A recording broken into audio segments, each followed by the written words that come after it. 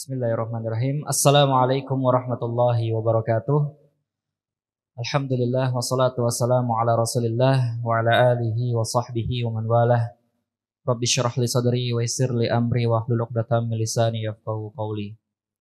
Alhamdulillah, kita bersyukur kepada Allah Subhanahu wa taala yang dimana atas rahmat serta karunia-Nya Allah Subhanahu wa taala memberikan kita berbagai macam nikmatnya sehingga kita pada kesempatan sore hari ini dapat berjumpa kembali bersama-sama fi baitin min buyutillah, di salah satu rumah dari rumah-rumah Allah, untuk kita bersama-sama menuntut ilmu bersama Ustaz Abu Ihsan Al-Maidani hafizahullah taala. Salawat teriring salam tak lupa kita curahkan kepada Nabi kita Muhammad sallallahu alaihi wasallam, Nabi yang telah membawa kita dari zaman kejahiliahan menuju zaman yang terang benderang akan ilmu syar'i, yaitu zaman as-sunnah. Masyarul muslimin, rekan-rekan semua, rekan guru dan tenaga pendidikan SMA Future Gate, alhamdulillah hari ini kita berjumpa kembali dalam rangkaian acara Teacher Development Series SMA Future Gate, yang dimana pada kesempatan Senin sore ini yang alhamdulillah kita rutin laksanakan setiap hari Senin pekan ketiga, yaitu kita bersama-sama belajar, duduk, dan juga menuntut ilmu bersama Ustaz Abu Ihsan Al-Maidani hafizahullah taala dalam membahas kitab Al-Usul Sunnah yang dikarang oleh Al-Imam Ahmad rahimahullah taala, yang dimana insya Allah pada kesempatan sore hari ini beliau akan menyampaikan terkait poin ke-21, yaitu al-iman bi'adzabil qabr insya Allah ta'ala. Dan bagi para jamaah atau rekan-rekan guru dan tenaga pendidikan sekalian yang nanti mungkin ada pertanyaan kepada beliau, silahkan dipersiapkan pertanyaannya dan nanti akan disampaikan atau bisa disampaikan pertanyaannya di sesi tanya jawab. Mungkin tanpa berpanjang lebar, mari kita sama-sama mulai dan kita simak dengan baik. Persiapkan alat tulis dan catatan kita agar kita dapat mencatat, mengikat ilmu yang disampaikan oleh Al-Ustaz Abu Ihsan Al-Maidani hafizahullah taala. Kepada beliau kami persilakan, falyatafadhal mashkura Ustaz. Assalamualaikum warahmatullahi wabarakatuh. Alhamdulillah, wassalatu wassalamu ala Rasulillah wa ala alihi wa ashabihi wa mawalah, wa la hawla wa la quwwata illa billah, amma ba'du. Ikhwah sekalian, pada kesempatan petang ini kita kembali melanjutkan pembahasan buku syarah Usul Sunnah sampai pada poin yang ke-21, yaitu wal imanu bi'adzabil qabri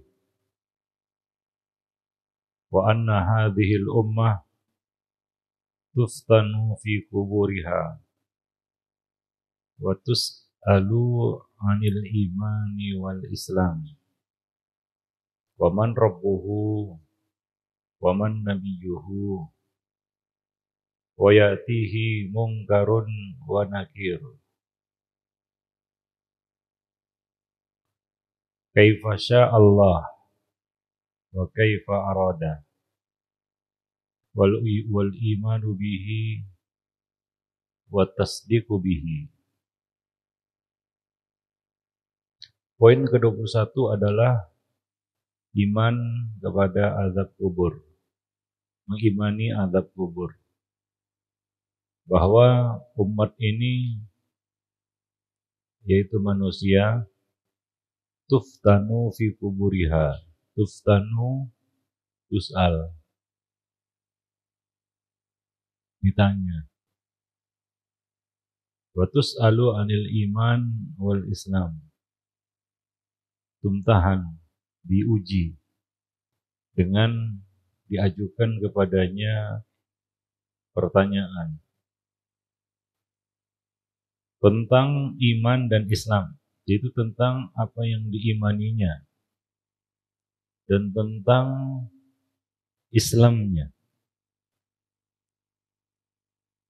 Man rabbuhu wa man nabiyyuhu, siapakah Rabbnya dan siapakah nabinya. Ini salah satu pertanyaan di dalam kubur oleh malaikat mungkarun wa nakirun. Wa yatihi mungkar wa nakir. Datanglah kepadanya dua malaikat, yaitu malaikat mungkar dan nakir. Kaifa Allah wa kaifa arada. Dengan cara bagaimana yang Allah kehendaki dan bagaimana Allah Subhanahu wa taala menginginkannya. Dan wajib membenarkannya, mengimaninya dan membenarkannya. Jadi salah satu cabang iman yang masuk ke dalam rukun iman yang kelima, yaitu iman kepada hari akhir. Termasuk di dalamnya adalah pra-akhirat, yaitu alam barzakh. Ini pra-akhirat. Belum akhirat, ya, tapi dia adalah muqaddimah, pengantar, pintu gerbang menuju akhirat, yaitu alam barzakh. Kita wajib mengimani itu, karena orang yang mati tidak langsung masuk ke alam akhirat. Ya, orang yang mati tidak langsung pindah ke alam akhirat. Alam akhirat dimulai ketika malaikat Israfil telah diperintah untuk meniup sangkakala. Maka berakhirlah dunia, alam dunia, dan mulailah alam akhirat, di mana semuanya diganti. Allah mengatakan, yauma tubaddalul ardu ghairal ardi was samawat. Hari di mana langit dan bumi diganti dengan langit dan bumi yang lain. Ya, jadi semuanya berbeda. Ya, itu alam akhirat. Nah, orang yang mati tidak langsung tentunya ya. Apakah dia langsung ke alam akhirat? Belum. Lalu ke alam mana dia? Alam barzakh. Ini seperti alam transisi sebelum menuju akhirat. Ya, sebelum menuju akhirat. Dan alam barzakh ini adalah alam yang akan dilewati oleh setiap insan. Karena tidak ada yang tidak mati. Yang mati, maka dia akan merasakan alam barzakh. Para jemaah yang dimuliakan Allah. Baik. Fakullu ma ba'dal maut fahuwa minal yaumil akhir. Min hin takhrujur ruh minal jasad. Semua yang terjadi setelah maut disebut masuk dalam bagian al-yaumul akhir. Itu dimulai ketika ruh keluar dari jasad. Maka dikatakan man mata faqad qamat qiyamatuhu. Barang siapa yang mati, maka telah tegaklah kiamat atasnya. Ya. Faqad dakhala fima yakunu ba'dal maut. Maka dia telah masuk dalam sesuatu yang terjadi setelah kematian. Maka kematian adalah peristiwa besar. Disebut dia kiamat kecil, yang akan membawa seseorang ke alam yang lain. Ya. Selesai baginya alam dunia. Sebelum alam dunia, kita sudah menjalani alam yang lain pula. Alam apa? Alam rahim. Masih ingat di alam rahim, tapi sudah dijalani ya. Ya. Maka kita keluar dengan selamat dari rahim ibu ke alam dunia. Sebelum alam rahim, kita juga sudah menjalani alam yang lain pula. Alam apa? Alam arwah. Yang mana ruh kita sudah ada, tapi jasad kita belum dibentuk. Jadi kita sudah melewati beberapa alam. Ini adalah alam ketiga. Setelah alam arwah, alam rahim, kita sampai kepada alam dunia.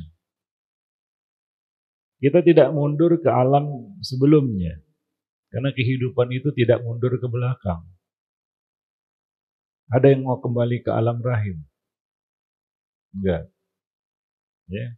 Bagaimanapun pahitnya alam dunia ini, enggak ada yang mau kembali ke alam rahim. Ya, kehidupan akan maju ke depan.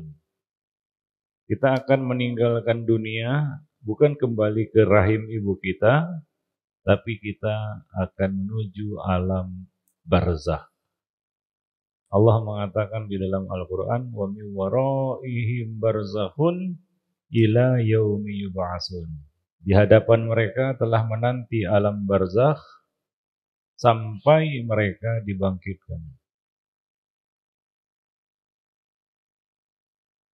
Maka timbul pertanyaan, apakah alam barzakh ini bagi setiap orang berbeda-beda?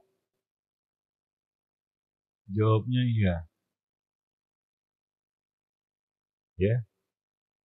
Ada orang yang mati hari ini, besok kiamat. Adalah.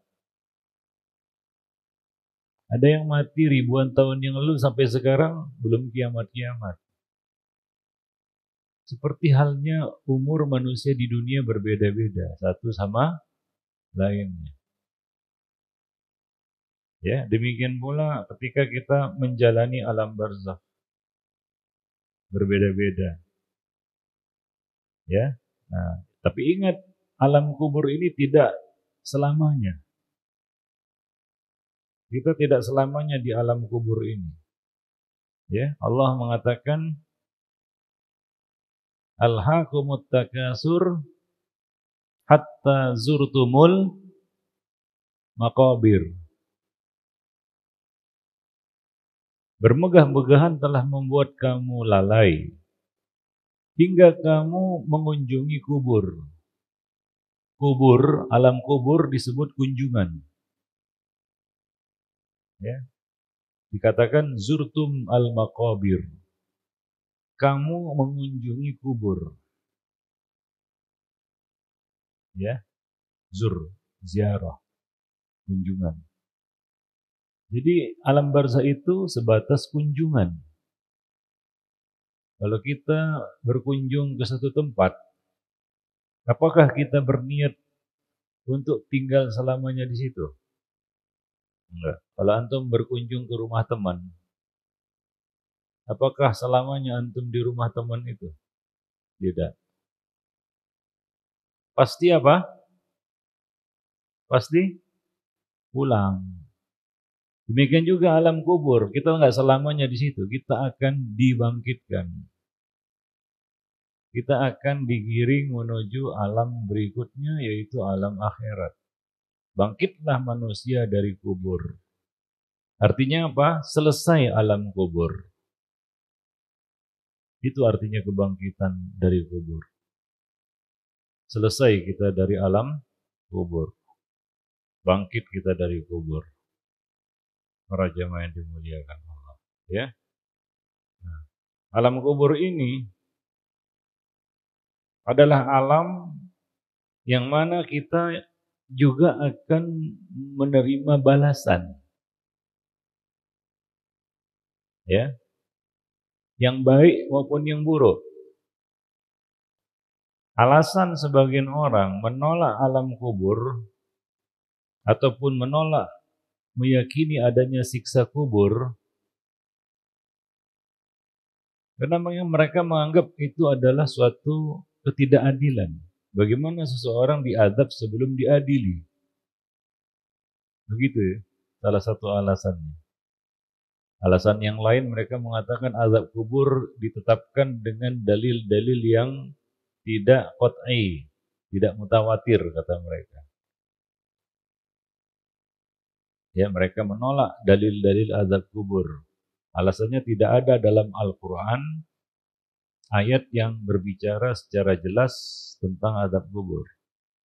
Itu alasan-alasan. Jadi mereka menolak semua hadis yang sangat banyak yang bercerita tentang azab kubur. Para jamaah yang dimuliakan Allah. Baik. Apa bantahan kita kepada orang yang mengatakan siksa kubur itu ketidakadilan? Enggak adil jika hamba itu diazab sebelum diadili. Apa bantahan?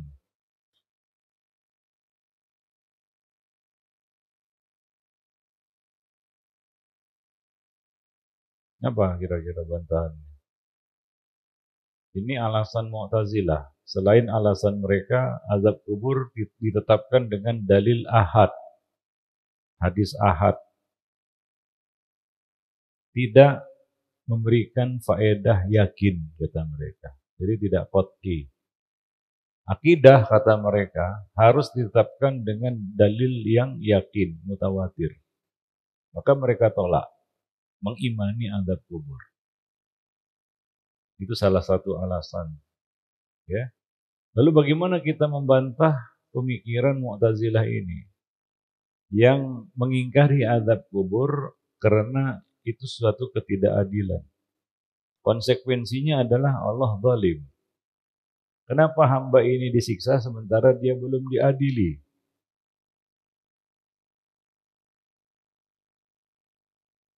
Apa jawabannya?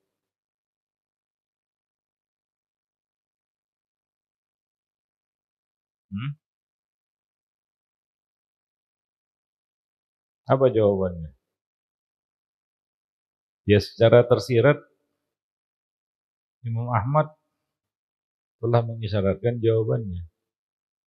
Bahwa malaikat Munkar dan Nakir yang akan menanya ataupun memukul orang yang nggak bisa jawab itu, melakukannya kaifa Allah wa kaifa arad.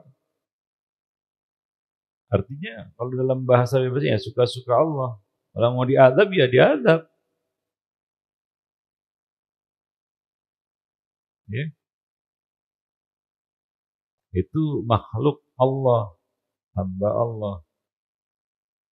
Maka secara tersirat Imam Ahmad mengatakan kaifa Allah wa kaifa arad. Ada jawaban lain sebenarnya. Ya. Sebagai bantahan kepada logika Mu'tazilah itu. Yaitu kita katakan kepada mereka, kalaulah di dunia saja orang itu mendapat siksa dunia atas perbuatannya, atas kejahatannya, dan itu kita saksikan. Ya. Orang-orang di luar Islam meyakini adanya hukum karma istilahnya ya. Apa itu hukum karma? Hukum kontan di dunia atas kejahatan yang dilakukan oleh manusia. Ya, mereka nggak percaya akhirat. Maka mereka berkesimpulan semua perbuatan dibayar kontan di dunia. Tapi ini juga pemikiran yang bertentangan dengan kenyataan. Kenapa? Karena banyak juga orang yang berbuat jahat tidak dapat karmanya istilahnya, nggak dapat balasannya, balasnya ditangguhkan. Ya, tapi ada kita lihat orang-orang yang sudah diadab di dunia, Ada nggak? Ada. Bisa nggak itu diingkari? Nggak bisa. Lalu kenapa Allah azab dia di dunia? Jelas dia belum diadili, mati aja belum. Sudah diazab, dibalas atas perbuatannya. Lalu mengapa kalian Mu'tazilah menafikan adanya siksa kubur, bahwa dia diazab, disiksa karena perbuatannya di alam kubur? Justru itu setelah mati.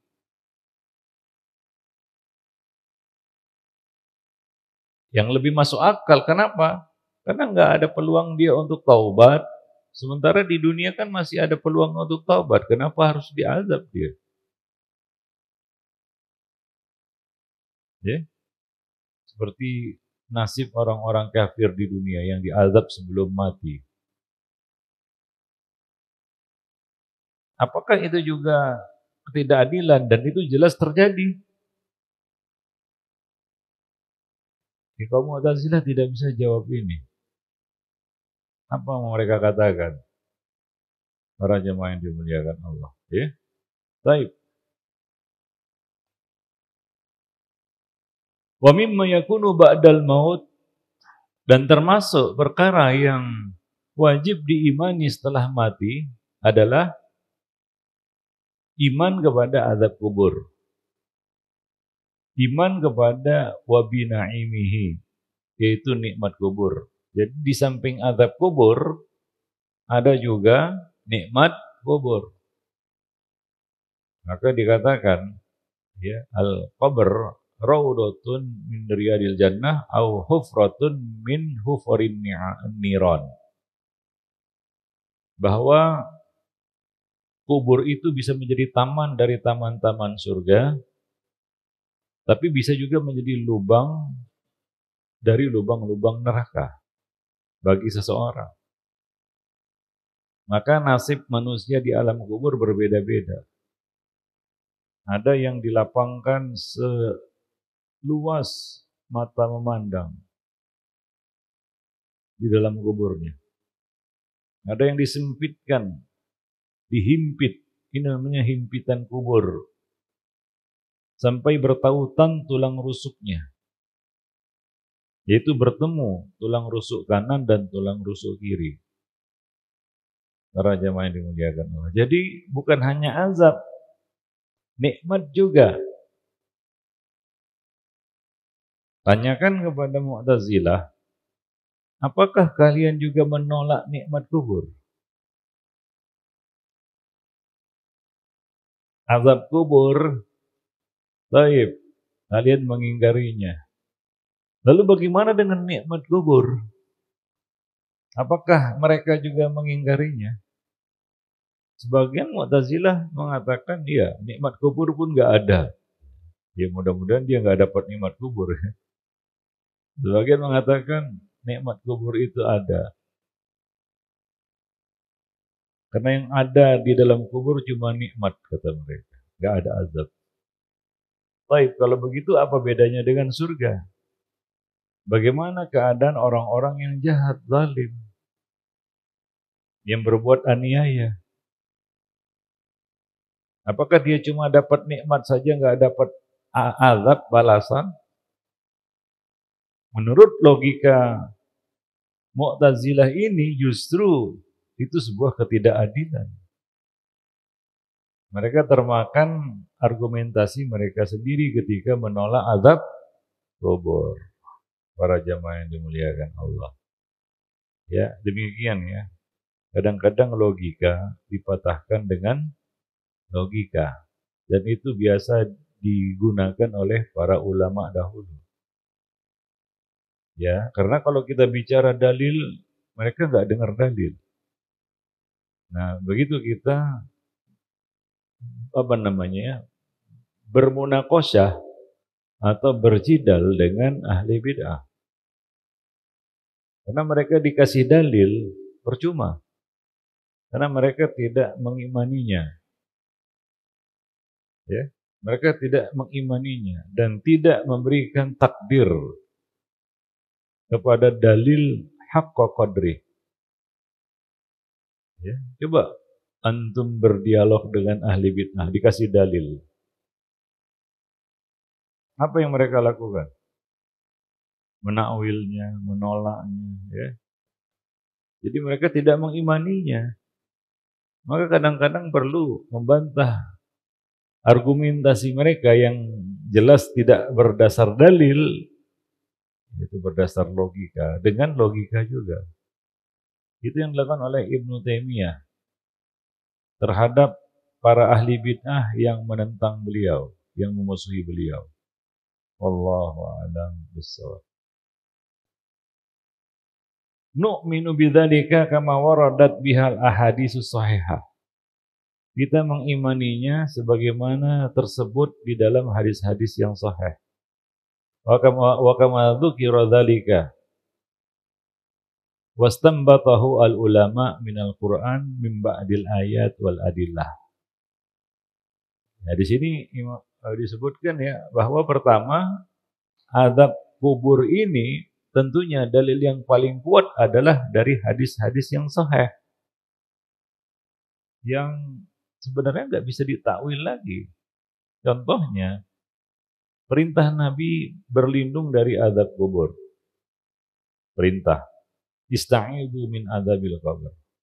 Dan perbuatan Nabi berlindung dari azab kubur. Ya, Nabi berlindung dari azab kubur. Dan perintah Nabi kepada sahabat untuk berlindung dari azab kubur. Kalaulah azab kubur itu enggak ada, maka semua ini sia-sia. Untuk apa Nabi nyuruh? Sementara itu enggak ada. Untuk apa Nabi berlindung? Berlindung dari sesuatu yang tidak ada. Jadi enggak mungkin itu. Nabi berlindung dari sesuatu yang enggak ada.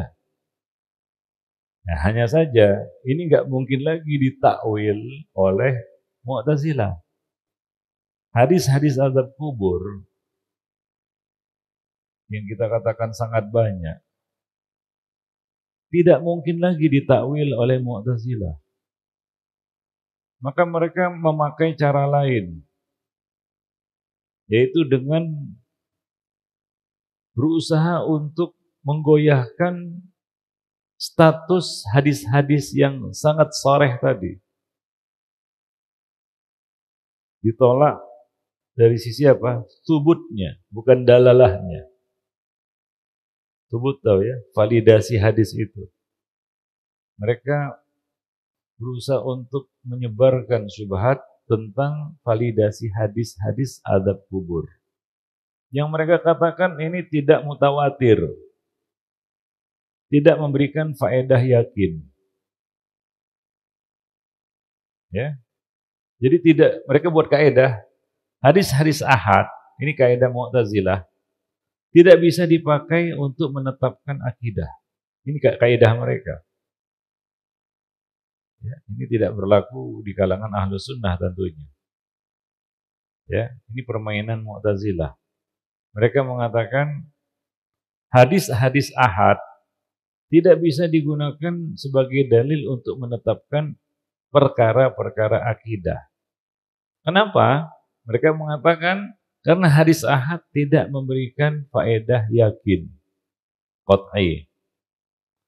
Hadis ahad hanya memberikan faedah dzan. Dan adzan tidak bisa diangkat sebagai dalil untuk menetapkan suatu perkara yang harus diyakini, yakin, yaitu akidah. Nah, ini setelah mereka nggak berdaya untuk menakwilnya, ya, sehingga para ulama mengatakan hadis-hadis azab kubur itu mutawatir. Waradat biha al ahaditsus shahihah, diriwayatkan dari hadis-hadis sahih yang sangat banyak. Ya.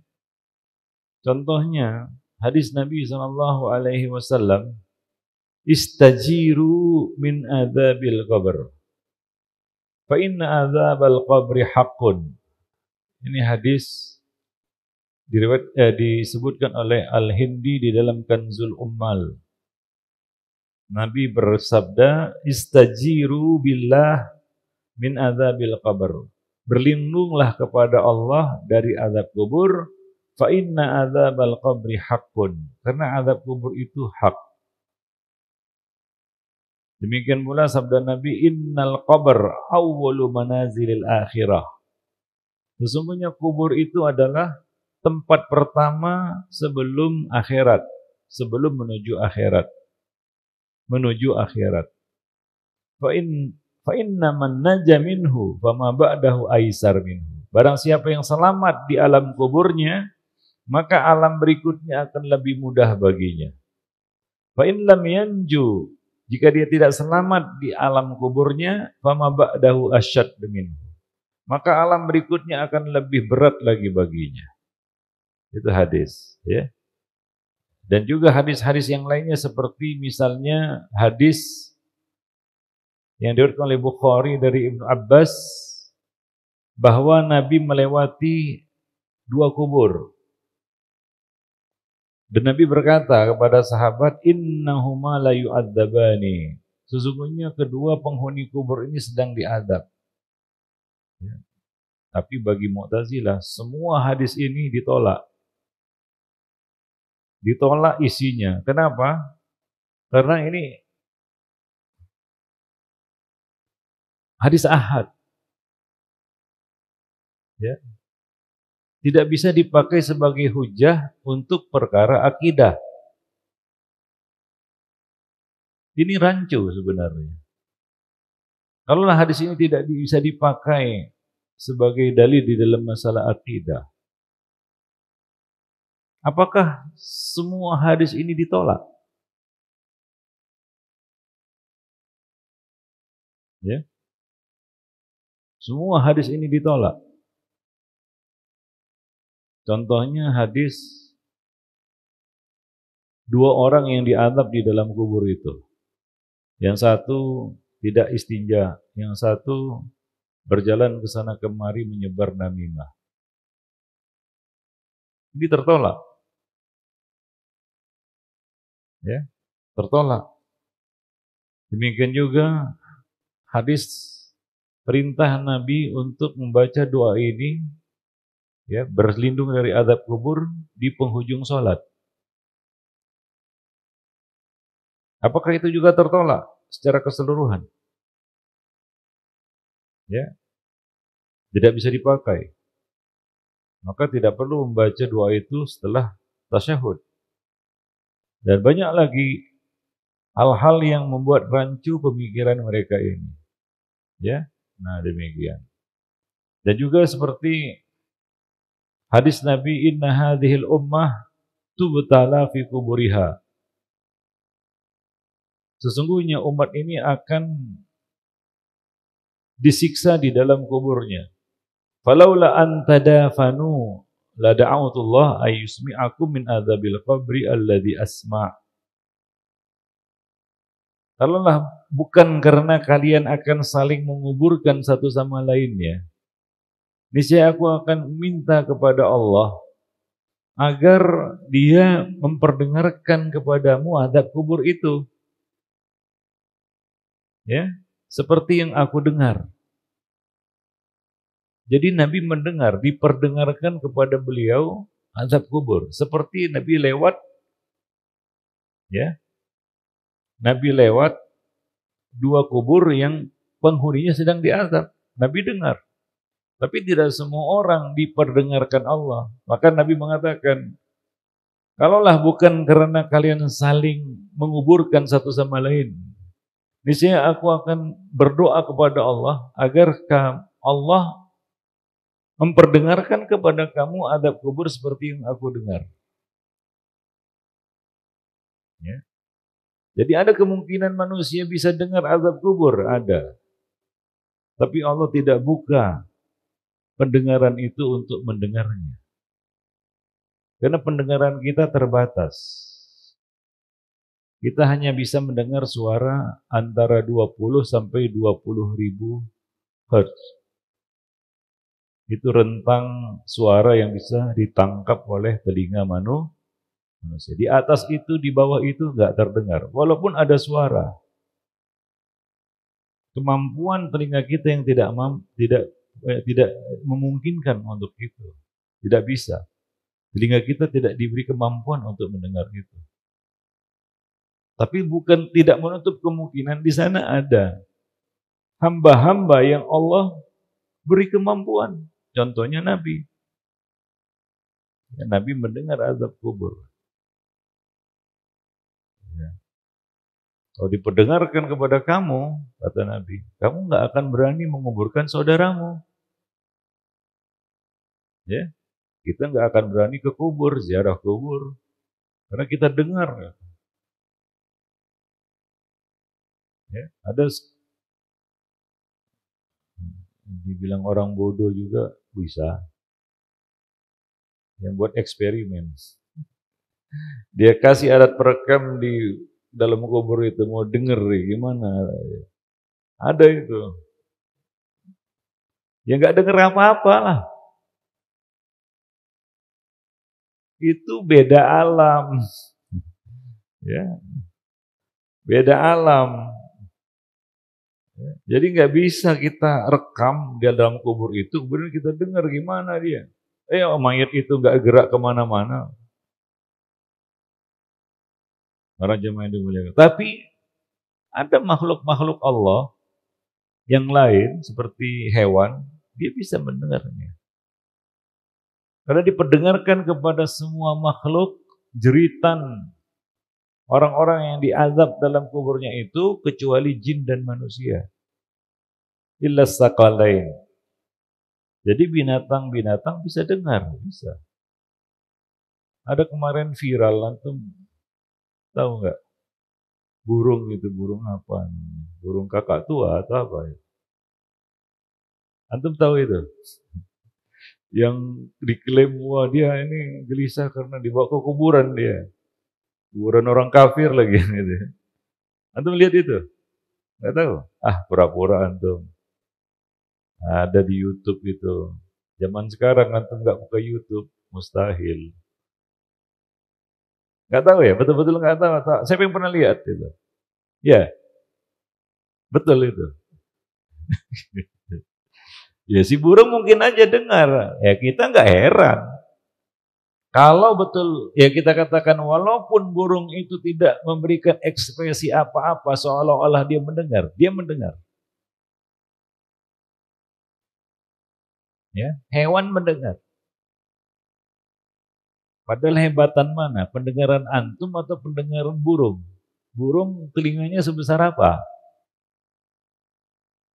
Tapi ini masalah kemampuan yang Allah berikan untuk mendengarnya. Bukan masalah kuping saya lebih besar daripada kuping burung. Telinga saya lebih besar daripada telinga burung. Enggak. Ya. Jadi hewan-hewan itu mendengarnya. Ya kita nggak heran itu ya. Sehingga kita katakan hingga walaupun hewan itu tidak memberikan respon reaksi apa-apa, diam aja dia. Seolah-olah nggak dengar, tapi dia dengar. Ya, jeritan, lolongan orang-orang yang diazab dalam kuburnya. Di dalam hadis yang lain disebutkan ya, bahwa siapa saja yang tidak bisa menjawab pertanyaan Munkar dan Nakir itu akan dipukul di antara dua matanya. Lalu dia akan terjerembab, dipukul itu sampai tembus ke lapisan bumi yang paling bawah. Mayatnya nggak kemana-mana di situ. Lalu disebutkan di dalam itu sampai ke lapisan bumi yang paling bawah. Maka Ibnul Qayyim menjelaskan bahwa yang mendapat azab di kubur ini adalah ruh. Jasad mengikutinya. Jasad mengikutinya. Ya.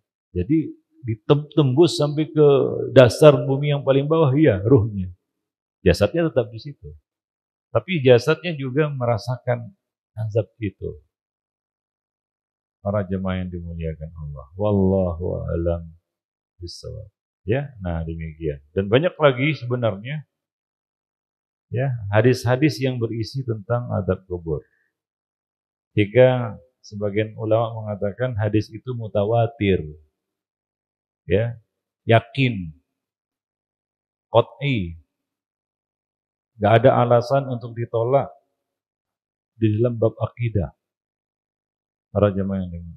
Kalaupun tidak mutawatir lafzi, mutawatir maknawi. Ya, karena semua hadis-hadis itu berisi satu faidah, yaitu bercerita tentang azab kubur. Wallahu a'lam bishawab. Baik. Wastanbatahu al-ulama minal Qur'an min ba'dil ayat. Dan dipahami oleh banyak ulama dari sebahagian ayat. Ya. Seperti firman Allah, "Wan naru yu'raduna 'alaihim ghuduwan wa ashiya." Neraka yang diperlihatkan kepada mereka, yaitu kepada Fir'aun dan pengikutnya, pagi dan petang. Ini mengisyaratkan azab kubur yang mereka terima di alam kubur, yaitu diperlihatkan kepada mereka neraka. Itu orot, yaitu dimunculkan di depan mereka. Ya, para jemaah yang dimuliakan Allah. Ini salah satu ayat yang mengisyaratkan adanya azab kubur. Para jemaah yang dimuliakan Allah. Wallahu a'lam bishawab. Baik. Wa annahu ya'tihi malakani wa radat tasmiyatuhuma munkarun wa nakir. Dan bahwa mayit itu akan didatangi dua malaikat dan disebutkan namanya dalam hadis. Ya, Nabi mengatakan yuqalu lahuma munkarun wal akharu nakirun. Kedua malaikat ini bernama Mungkar dan yang satu lagi bernama Nakir. Ya, jadi dua malaikat. Kenapa? Karena dia akan mengapit si mayit ini di kanan dan di kiri. Ya, nah demikian. Nah, kan disebutkan lagi sifatnya. Azraqani aswadani. Azraqani biru, aswadani hitam. Biru bercampur hitam. Ya, ini menyeramkan. Kalau hitam pekat saja, nggak nampak sosoknya. Ya, nggak nampak sosoknya. Jadi dia hitam tapi nggak pekat, kebiru-biruan. Antum pernah lihat penampakan? Nggak pernah. Kalau hitam saja, ya gelap gitu, hitam, ya nggak nampak. Apanya yang menakutkan gitu. Tapi kalau hitam kebiru-biruan, ya sosok yang nampak. Gelap pun nampak kalau seperti itu. Dan itu menyeramkan. Artinya itu bukan sosok yang tidak bisa terlihat. Bisa terlihat ya oleh si mayit ini dalam kuburnya. Lalu bertanya, yas'alanihi. Keduanya bertanya, man rabbuka, man nabiyuka, ma dinuka. Sebenarnya ada berapa sih pertanyaan alam kubur ini? Ada berapa? Berdasarkan hadis ya, ada berapa?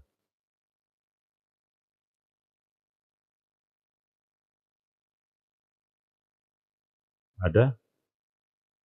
Ada 3. Apa aja?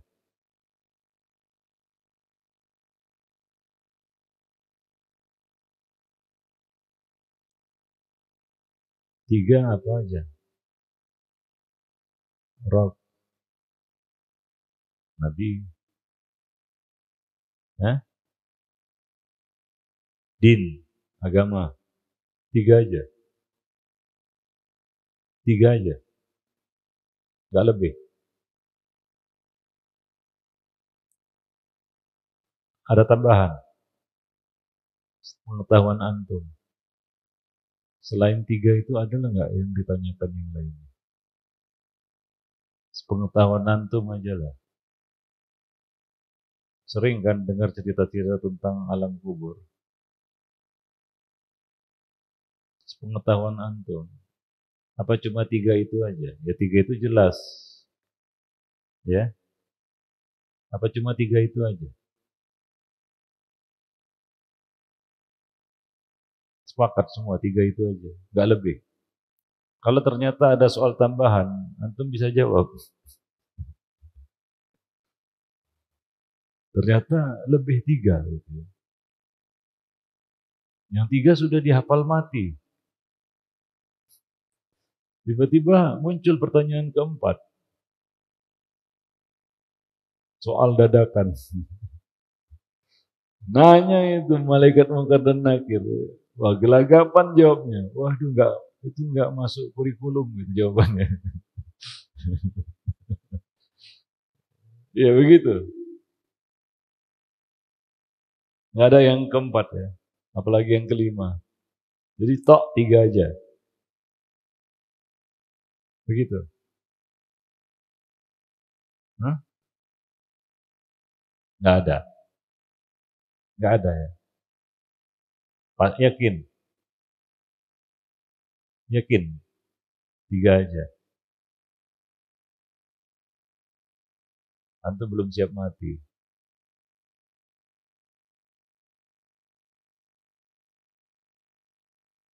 Iya, jumlah soal aja nggak tahu bagaimana pertanyaannya, gimana jawabannya. Pertanyaan alam kubur itu ada 4. Hah? Apa? Nah, itu tentang Nabi. Orang yang diutus kepadamu.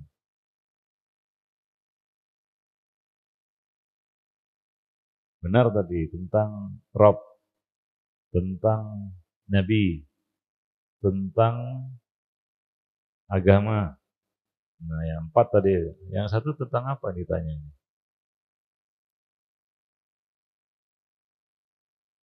Ini bukan pertanyaan di alam akhirat ya.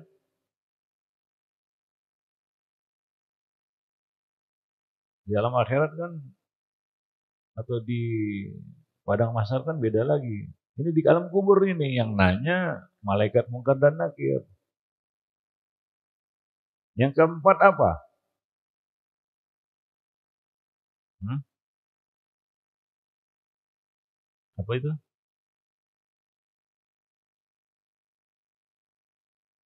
Apakah engkau? Nah, itu tentang Nabi. Nah, bukan itu.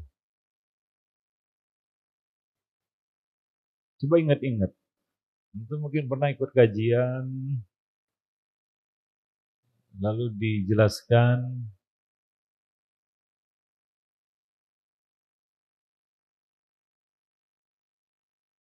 Yang 3 itu mungkin sudah sering ya. Yang keempat ini asing. Yang 1, 2, 3 sering. Yang keempat ini asing. Apa kira-kira?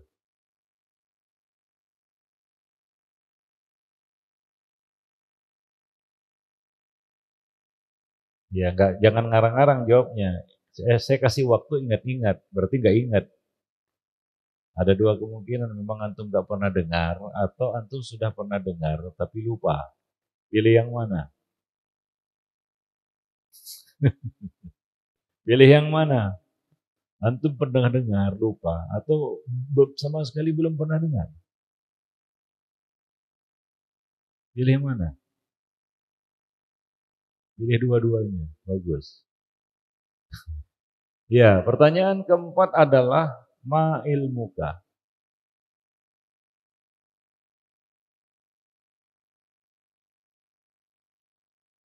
Apa? Ma ilmu. Ditanya tentang ilmu. Ya. Ditanya apa? Tentang ilmu. Ini berdasarkan hadis sahih ya, riwayat Bukhari Muslim dari sahabat Al-Bara' bin Azib. Pertanyaan keempat yang diajukan kepada mayit ini adalah ma ilmuka.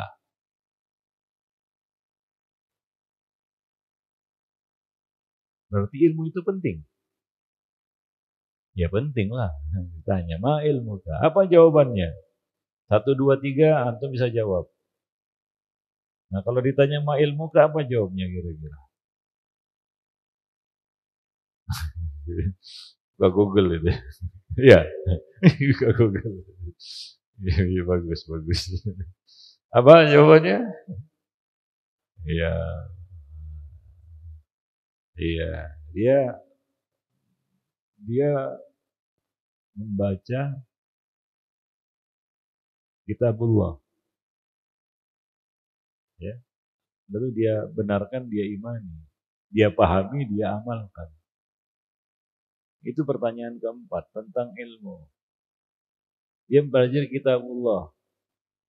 Ya kalau belajar kitabullah include di dalamnya hadis Nabi. Kenapa? Karena Al-Quran tidak bisa dipahami kecuali dengan hadis. Jadi intinya dia nuntut ilmu. Dia bukan orang yang ikut-ikutan, apalagi jahil. Ya, dia nggak mau ikut-ikutan. Dia nggak ridho dirinya jahil. Maka jahil itu nggak menyelamatkan. Dikubur juga nggak menyelamatkan. Jahil itu. Itu pentingnya kita belajar menuntut ilmu. Bahwa semua ini akan ditanya. Ya, maka menuntut ilmu itu adalah bentuk syukur yang paling besar terhadap nikmat akal. Kenapa antum belajar menuntut ilmu? Karena dikasih anugerah akal. Maka bentuk syukur terbesar dari seorang hamba kepada penciptanya atas nikmat akal yang telah diberikan kepadanya adalah dia menuntut ilmu. Artinya orang yang tidak menuntut ilmu itu kufur nikmat. Gak mau belajar. Jahil. Ya. Para jemaah yang dimuliakan Allah. Dan tentunya yang ditanya tentang ilmu di sini adalah ilmu wahyain. Maka jawaban yang benar yang diterima oleh malaikat mungkar dan nakir adalah aku membaca kitabullah. Ya. Aku menelaah, membaca, mempelajari kitabullah. Baik. Karena dasar ilmu itu ada di dalam kitabullah. Ya, itu asasnya. Ya, kemudian ini berkembang ke banyak sendi sisi kehidupan manusia. Dasarnya adalah kitabullah. Wallahu a'lam bishawab. Para jemaah ini. Itulah dia 4 pertanyaan alam kubur, ya. Dan setiap orang akan menghadapi itu. Bagaimanapun bentuk matinya. Ya, disebut alam kubur bukan berarti harus masuk ke dalam kubur, enggak. Alam kubur itu dimulai ketika ruh keluar dari jasad. Dimanapun dia berada, bagaimanapun bentuk matinya. Misalnya orang yang terbakar jadi abu, masuk alam barzah enggak? Masuk. Ditelan ular, masuk alam barzah juga. Dicabik-cabik sama buaya, masuk alam barzah juga. Tenggelam ke dasar lautan, masuk alam barzah juga. Para jemaah yang dimuliakan Allah. Dimutilasi, masuk alam barzah juga kan gitu. Semua yang mati masuk alam barzah. Itu pengertian alam kubur. Ya, wallahu a'lam bishawab. Nisbat kepada kubur karena manusia kebanyakannya mati di kubur kan begitu. Itu sejarah manusia walaupun menyimpang sebagian manusia dari itu. Mereka membakar ya, atau menyimpan, nah, itu keluar dari fitrah manusia. Yang diajarkan Allah kepada anak Adam ketika membunuh saudaranya adalah dia meniru burung gagak yang mengubur jasad burung lainnya. Maka itu yang dilakukan oleh anak Adam itu. Dan itu yang dilakukan oleh anak Adam dan keturunannya terus sampai hari ini, sampai kiamat. Maka disebutkan dia kepada kubur, alam kubur. Wallahu a'lam bishawab. Walaupun tidak semua manusia dikubur ya. Wallahu a'lam. Baik, dan juga tidak semua manusia ya dimasukkan ke liang lahat. Ya, ada yang tadi kita katakan hilang entah kemana, ya. Ada yang tenggelam, ada yang terbakar, hangus jadi abu, ada yang ditelan binatang dan lain sebagainya. Wallahu a'lam bishawab. Baik, demikian para jemaah. Ya, poin yang ke-21 yaitu mengimani azab kubur, ya. Dan semua peristiwa yang terjadi di dalamnya, termasuk ya keberadaan malaikat yang akan bertanya kepada penghuni kubur atau mayit di dalam kubur. Ya, dan juga di dalam hadis yang panjang tentang ya orang-orang yang ditemani oleh amalnya di dalam kubur, atau si mayit akan ditemani oleh amalnya di dalam kubur. Jika baik akan muncul dalam suatu sosok yang apa? Yang menyenangkan dilihat. Ya. Kalau amalnya buruk akan muncul dalam bentuk seorang yang menyeramkan untuk dilihat. Ya, itulah yang akan menemani manusia di alam kuburnya, yaitu amalnya. Maka dikatakan bahwa manusia tidak akan bisa lepas dari bayang-bayang amal. Ya, manusia tidak akan bisa lepas dari bayang-bayang amalnya, baik maupun buruk. Di dunia, di alam barzah sampai di akhirat. Maka dikatakan, ya, malaikat Jibril pernah datang kepada Nabi dan berkata, "Isma syi'ta, i'mal ma syi'ta, fa innaka majzun bihi." Silakan berbuat sesukamu, tapi ingat bahwa kamu akan dibalas atas perbuatanmu. Manusia akan membawa amalnya, dan dia akan terus dibayang-bayangi oleh amalnya itu. Ya, sampai di dalam kubur, amal itulah yang akan menemaninya. Wallahu a'lam. Ya, ketika dia diantar ke kubur, 3 perkara menyertainya, seperti yang sudah antum ketahui. 2 pulang, 1 akan terus ikut. Yang pulang siapa? Harta dan keluarganya. Yang terus ikut amalnya. Itu 3 perkara. Ya, wallahu a'lam. Mungkin kita dikenang oleh keluarga kita 1-2 bulan aja. Bulan ketiga udah lupa dia. Ya. Ya tergantung amal juga. Ada orang yang diingat terus sampai kiamat karena amalnya. Ya. Maka dikatakan manusia akan dibayang-bayangi oleh amalnya sampai akhirat. Ya. Di padang mahsyar dibangkitkan, dikumpulkan menurut amal juga. Menyeberang sirat itu bergantung amal juga. Ya, wallahu a'lam bishawab. Baik. Ya, nanti akan kita lanjutkan dengan poin yang ke-22 yaitu tentang syafaat, ya. Mengimani adanya syafaat. Syafaat Nabi sallallahu alaihi wasallam. Ini syafaatul uzma. Ya, ada beberapa jenis syafaat. Salah satunya adalah syafaatul uzma, yaitu syafaat Nabi kepada umatnya atau kepada umat manusia pada hari kiamat. Ya, nanti akan kita bahas pada kesempatan berikutnya, insyaallah. Baik, itu saja. Ada yang mau bertanya? Satu-satu. Ya, silakan.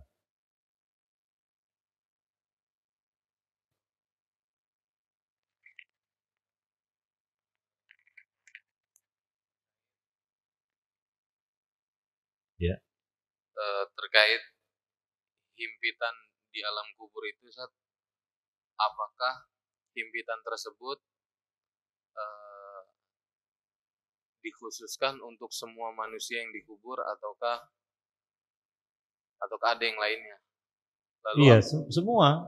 Makanya ini berlaku untuk semua orang yang pindah dari alam dunia ke alam barzah, dimulai dari ketika nyawanya dicabut, ruhnya dicabut dari tubuhnya.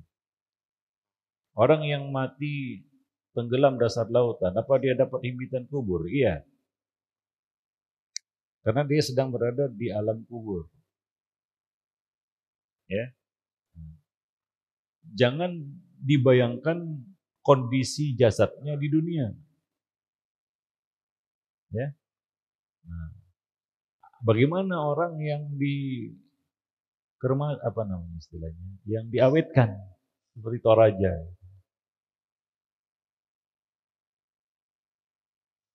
atau dibiarkan di tanah lapang biar nggak bisa malaikat menghimpitnya, ya enggak, dia akan dapat himpitan kubur itu. Bagaimanapun kondisi jenazahnya, di mana jenazahnya, ya, maka dikatakan oleh Imam tadi, kaifa Allah wa kaifa arada. Bagaimana Allah menghendakinya dan bagaimana Allah menginginkannya. Ya, nah demikian. Hingga ada orang itu di Nabi cerita ya tentang orang yang takut sama Allah, saking takutnya dia karena dia mungkin banyak dosa, dia banyak buat dosa. Dia berpesan kepada siapa? Keluarganya. Kalau aku mati, ya, nyalakan kayu bakar, bakar, lalu setelah dibakar, gak cukup dibakar itu, ambil abunya dan tunggu hari yang keras anginnya, lalu tebar dia di lautan. Ketika di akhirat dia ditanya, kenapa kamu lakukan itu? Apa jawabnya? Karena takut kepadamu ya Allah. Allah mengampuninya karena itu. Artinya dia walaupun matinya seperti itu, dibakar kondisi jenazahnya seperti itu, dia nggak akan lepas. Ya, nah demikian. Nggak boleh berwasiat seperti itu. Ya. Itu karena maka di akhirat ketika dia bertemu dengan Allah, ditanya dia nanti itu ya, kenapa kamu lakukan itu? Kenapa kamu berwasiat seperti itu? Dia jawab karena takut kepadamu. Hadis ini bercerita tentang apa? Keutamaan takut kepada Allah Subhanahu wa taala. Wallahu a'lam. Ada lagi yang tadi siapa ya?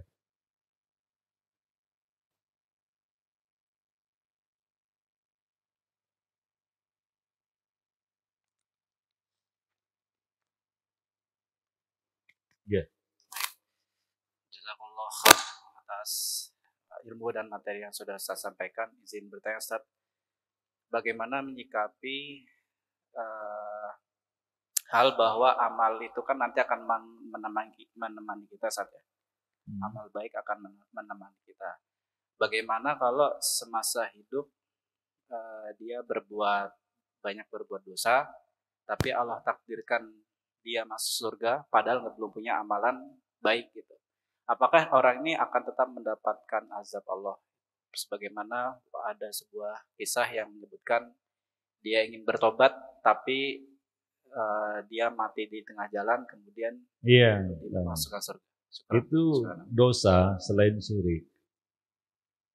Dosa selain syirik, statusnya ada tahtal masyiah. Tahu nggak itu? Tahu nggak maksudnya tahtal masyiah? Insya'a adzabahu wa insya'a ghafarolah. Itu namanya tahtal masyiah.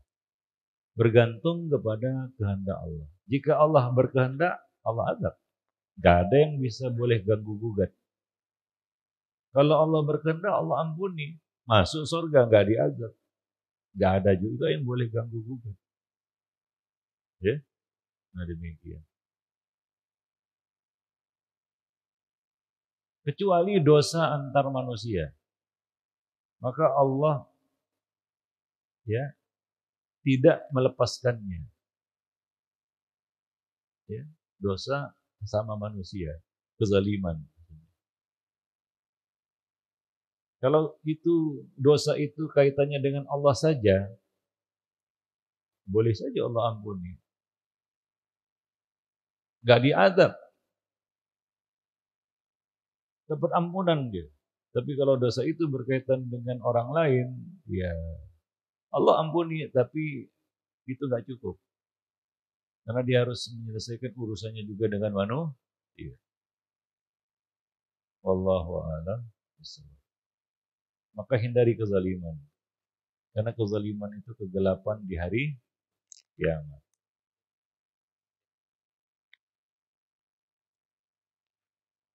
Ya, terakhir. Bismillah, Assalamualaikum Ustaz. Afwan, Ustaz izin bertanya terkait balasan seseorang di dunia. Ya. Apakah itu juga disebut sebagai karma, Ustaz? Karena saya pernah dengar katanya di Islam itu tidak ada istilah karma, Ustaz. Syukron barakallahu fiik. Ya nggak ada karma. Karena karma itu intinya mengingkari adanya balasan di alam berikutnya. Mereka meyakini manusia tidak pindah ke alam lain. Ya muter-muter aja di alam dunia ini. Namanya apa? Reinkarnasi. Makanya balasannya muter-muter di dunia katanya. Nah kita kan nggak meyakini seperti itu. Kita meyakini adanya alam setelah alam dunia. Nggak ngubung-ngubung di alam dunia aja. Ya. Nah, kalau ada orang yang dapat akibat dari perbuatannya, itu adalah azab yang disegerakan.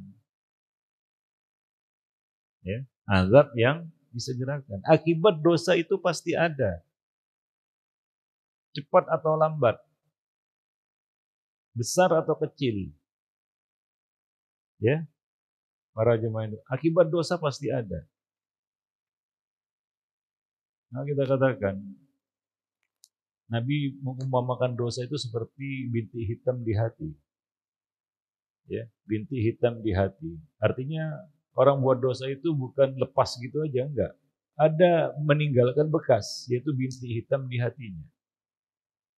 Dan itu akan membayangi hatinya terus. Oh, dia bertobat terhapus, ya. Tapi cermin yang bening, tidak ada bintik yang tertoreh di atasnya. Itu pasti lebih baik, lebih bening daripada cermin yang bening sudah tertoreh bintik hitam di situ lalu dihapus. Kenapa? Karena akan tetap menyisakan buram pada kaca itu. Ya.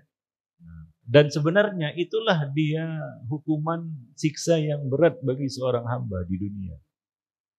Yaitu Allah hukum hatinya. Mungkin gak Allah apa-apakan jasadnya. Tapi Allah hukum hatinya. Artinya apa? Balasan di dunia itu tetap ada. Atas dosa dan kejahatan yang kita lakukan. Kenapa? Karena dia akan meninggalkan bintik hitam di hati. Ada banyak orang yang Allah hukum dia. Allah siksa dia dengan membutakan hatinya. Ya. Apa kata Allah dalam Al-Quran? فَإِنَّهَا لَا تَعْمَلْ أَبْصَارُ وَلَكِنْ تَعْمَلْ قُلُوبُ الَّتِي فِي الصُّدُورِ. Allah tidak membutakan mata kepalanya. Dibuat buta matanya, enggak. Tapi Allah membutakan mata hatinya. Karena siksaan dengan membutakan mata hati itu lebih keras daripada siksaan dengan membutakan mata kepalanya. Wallahu a'lam. Hati-hati hukuman Allah berupa apa? Hati yang keras. Itu hukumannya. Dan itu hukuman yang lebih berat daripada hukuman-hukuman yang lainnya. Maka jangan kira orang-orang zalim itu tidak dihukum sama Allah. Oh enggak apa-apa badannya, jasadnya, jasmaninya subur, makmur, gembur, iya.